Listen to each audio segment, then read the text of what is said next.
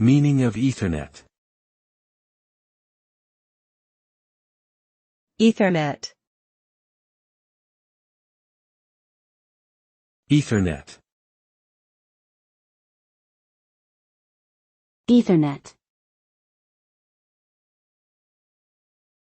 Ethernet.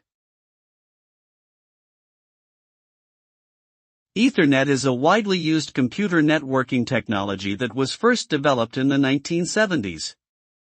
It uses a system of cables, connectors, and protocols to enable devices to communicate with each other over a local area network, LAN. Ethernet has evolved over the years and is now capable of transmitting data at speeds of up to 100 gigabits per second.